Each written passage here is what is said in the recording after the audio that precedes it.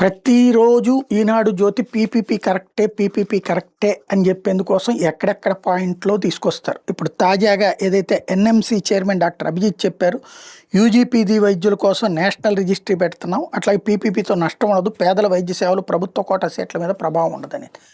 ప్రభుత్వ కోటా సీట్ల మీద ప్రభావం ఉండదు అంటే గుజరాత్లో పెట్టినటువంటిది. అక్కడ ప్రభుత్వం నిర్వహణ అంతా కూడా ప్రైవేట్కి ఇచ్చి కాలేజీ మాత్రం ప్రభుత్వ ఆధీనంలోనే ఉంటుంది. కానీ ఇక్కడ మనం ఏం చేస్తున్నాం, ప్రైవేట్ వాళ్ళని వచ్చి తీసుకుని నడుపుకోండి అయ్యా అని చెప్తున్నాం.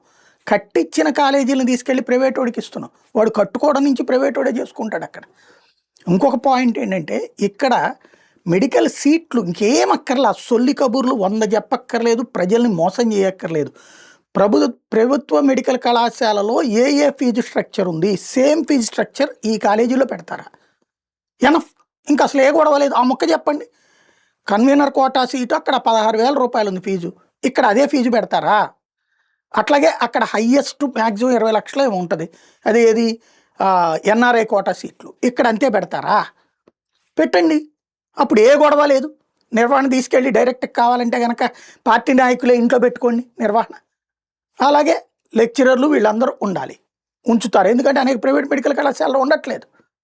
ఇది కావాల్సింది. అక్కడ ఊరికినే రోజు ప్రజల్ని మోసం చేయడమేనా? అరే చదువుకున్నారు మీరు, జర్నలిజం అంటే ఏదో గొప్పగా అనుకుంటారు, జర్నలిస్టులు అంటే ఏదో సమాజానికి పనికొచ్చేవాళ్ళు అనుకుంటారు. జర్నలిజాన్ని ఇంతగా అమ్మేసుకోవాలా, ఇంతగా దిగజారిపోవాలా?